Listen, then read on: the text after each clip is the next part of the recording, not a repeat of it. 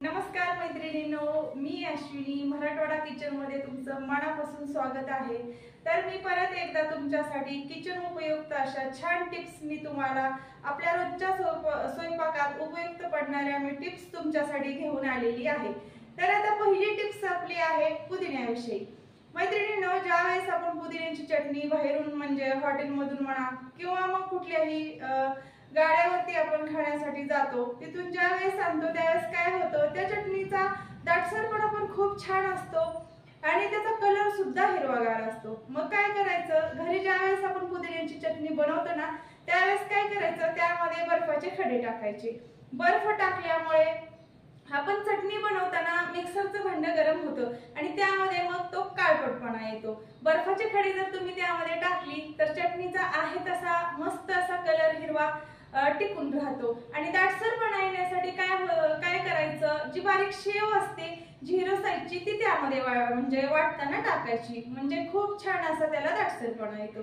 तर आता आपली दुसरी टिप्स असणार आहे अद्रक विषयी। आपण ज्यावेळेस अद्रक फ्रीज मध्ये ठेवतो त्यावेळेस काय होतं, ओलसरपणा तरी होतो किंवा मग त्याला बुरशी तरी येते। अद्रक हा पदार्थ असा आहे फार म्हणजे एक 4 ते 5 महिने व्यवस्थित फ्रीज मध्ये टिकून राहणार आहे। मग काय करायचं, अद्रक आणल्यानंतर ते स्वच्छ पाण्यामध्ये 1-2 ते 3 तास भिजत ठेवायचं आणि भिजत ठेवल्यानंतर चाळणीमध्ये व्यवस्थित सुकवून घ्यायचं 1-2 तास आणि नंतर मग सुती कपड्याने व्यवस्थित पुसून घ्यायचं आणि नंतरच मग एक हवाबंद भरणीमध्ये फ्रीज मध्ये ठेवायचं।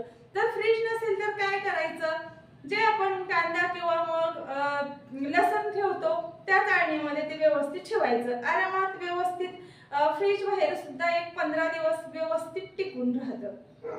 आता आपली तिसरी टिप्स आहे, जर भाजी खराब झाली तर काय करायचं। भाजी खराब झाल्यानंतर काय करायचं, म्हणजे सपक कणकेचा गोळा घ्यायचा आणि तो भाजीमध्ये टाकायचा। तो सपक कणकेचा गोळा आपण भाजीमध्ये टाकल्यामुळे काय होतं, पूर्ण त्या भाजीमध्ये जे मीठ असतं ते पूर्ण शोषून घेतं आणि मस्त अशी भाजी आपली म्हणजे खारट लागत नाही। आता आपली चौथी टिप्स असणार आहे पोह्याविषयी। पोहे तुम्ही जर बनवत असाल आणि पोहे जर तुमचे असे म्हणजे भातासारखे चिकट होत असतील किंवा लगदा जर त्याचा बनत असेल तर काय करायचं, तुम्ही जितपत पोहे घेतलेले आहेत की नाही तितपतच तुम्ही कांदा वापरायचा। म्हणजे तुम्ही जर 1 वाटी पोहे घेतलेले असेल तर 1च वाटी कांदा वापरायचा। त्यामुळे काय होतं, पोहे अजिबात कांदा जो असतो तो पाणी पूर्ण शोषून घेतो आणि पाणी पूर्ण शोषून घेतल्यामुळे पोहे अजिबात चिकट बनत नाहीत, मस्त असे पोहे बनतात। मराठवाडा किचनला सबस्क्राइब करा, बेल आयकॉन प्रेस करा। आता आपली मैत्रिणींनो चौथी टिप्स असणार आहे टोमॅटोच्या प्युरी विषयी।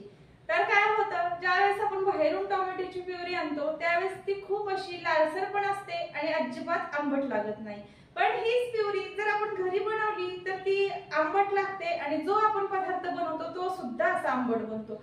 तर मग काय करायचं, स्वच्छ असे टोमॅटो धुवून घ्यायचे, ते अगोदर मस्त असे भरपूर पाण्यामध्ये वाफलून घ्यायचे। वाफलून कितपत घ्यायचे, त्याची वरची जी सालं असतात ते निघेपर्यंत ते वाफलून घ्यायचे। मग काय करायचं, मिक्सर मधनं काढायचं व्यवस्थित बारीक करून आणि एक म्हणजे गाळणी घ्यायची आणि त्यामध्ये पूर्ण ते गाळून घ्यायचं। काय होतं, ते गाळून घेतल्यामुळे त्यामध्ये जे बिया असतात त्या साईडला निघतात आणि आपण जे वाफलून घेतलेलं आहे त्यामुळे त्याला कलर सुद्धा अतिशय छान असा लालसर येतो। मग काय करायचं, एक काचेची भरणी घ्यायची आणि स्टोर करून व्यवस्थित फ्रीज मध्ये ठेवायचं। आता आपली 5वी टिप्स आहे साबुदाणा विषयी। साबुदाणा जर तुम्ही भिजत घातला आणि त्यामध्ये काय होतं, आपल्या चुकीनं एखाद्या वेळेस जर पाणी जास्तीचं झालं तर काय करायचं, तो साबुदाणा घ्यायचा, मग एका गाळणीमध्ये ठेवायचा, एक 15-20 मिनिटं गाळणीमध्ये ठेवायचा आणि नंतर काय करायचं, एक सुती कपडा घ्यायचा आणि त्यावरती तो पूर्ण साबुदाणा टाकून घ्यायचा आणि फॅनच्या हवेला एक 10 ते 15 मिनिट व्यवस्थित सुकून घ्यायचा। तो सुकून घेतल्यामुळे काय होतो, साबुदाणा आपल्याला हवा तसा सुकला जातो आणि चिकट तर अजिबात बनत नाही। मैत्रिणी, तर आजची आपली 6वी टिप्स आहे पुरी विषयी। तुम्ही पुरी भाजी बनवत असाल किंवा मग आमरस पुरी बनवत असाल, जर तुम्ही ज्यावेळेस पुऱ्या बनवून घेत आहेत आणि त्यावेळेस नंतर तुमच्या अशा लूज आणि नरम जर पडत असतील तर काय करायचं, कणिक मळत असताना त्यामध्ये 1-2 चमचे पिठी साखर वापरायची। पिठी साखर वापरल्यामुळे पुरीसाठी कलर तर खूप छान असा बदामी कलरचा येतो। पण काय होतं, जी टम्म फुगलेली पुरी आहे ती फार काळ तशीच टिकून राहते आणि अशी खुसखुशीत पण फार होते। नक्की तुम्ही ही म्हणजे टिप्स ट्राय करून बघा। आता आपली 7वी टिप्स आहे इडली विषयी। काय होतं, फार वेळेस आपण अगदी योग्य प्रमाण घेतो पण आपल्याला हवं तसं इडलीचं पीठ अजिबात फुगत नाही। मग या वेळेस काय करायचं, म्हणजे ज्या वेळेस आपण म्हणजे तुम्ही ज्या प्रकारची इडली बनवत आहात, कोणत्या डाळीची किंवा मग तांदळापासून बनवत आहात, त्यावेळेस काय करायचं, 1-2 चमचे त्यामध्ये मेथी दाणे टाकून घ्यायचे। मेथी दाणे त्यामध्ये टाकल्यामुळे काय होतं, मिश्रण तर अजिबात छान होतं पण इडली डोसे सुद्धा मस्त अशी कुरकुरीत बनतात। आपली 8वी टिप्स आहे तुपाविषयी। मैत्रिणींनो, काय होतं, कधी कधी आपल्या चुकीमुळे आपण जो तुपाला म्हणजे कड देतो तो कधी कधी फार पुढे जातो। मग काय करायचं, अशा वेळी आपण ते कडवट तूप तर खाऊ शकत नाही ना टाकून देऊ शकत नाही। मग अशा वेळी काय करायचं, कडलेल्या तुपामध्ये 1-2 चमचे विलायची पावडर घालायची। विलायची पावडर घातल्यामुळे मस्त असा म्हणजे विलायची फ्लेवरचा वास सुद्धा तुपाला बसतो आणि जो त्याचा कडवटपणा असतो तो पूर्ण निघून जातो। करपल्यानंतर जो वास येतो तो पूर्णतः निघून जातो आणि मस्त असा तुपाचा विलायची फ्लेवर त्यामध्ये निर्माण होतो। आता मराठवाडा किचनला सबस्क्राईब करा, बेल आयकॉन प्रेस करा। 9वी टिप्स आहे ती आहे तिखट भाजी विषयी। जर एखाद्या वेळेस आपल्या भाजीमध्ये चुकून आपल्याकडून भरपूर म्हणजे किंवा मग जास्त तिखट पडलं तर ती भाजी काय होते, म्हणजे जास्त तिखट होते, मग ती भाजी कोणच खात नाही। मग अशा वेळेस काय करायचं, एक अर्धी लिंबाची फोड घ्यायची आणि त्या भाजीमध्ये पिळायची।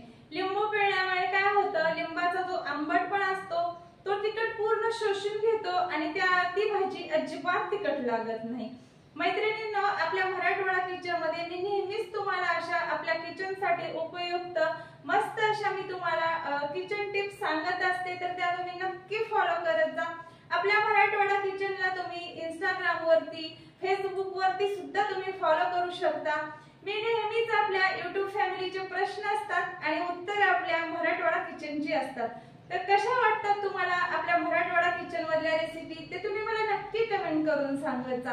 आपल्या चॅनल वरती आपण खूप दिवसापासून उन्हाळा सिरीज चालू केलेली आहे। यामध्ये मी तुम्हाला खूप असे अगदी कमीत कमी खर्चातले आणि कमीत कमी वेळातले पदार्थ मी तुम्हाला दाखवलेले आहेत। यामध्ये भरपूर असे नवनवीन पदार्थ आहेत, तर ते तुम्ही पाहू शकता। उन्हाळी कामं बनवत असताना एखादा पदार्थ म्हणजे बिघडला तर तो पदार्थ कसा व्यवस्थित बनवायचा या सुद्धा मी सगळ्या टिप्स तुम्हाला सांगितलेल्या आहेत।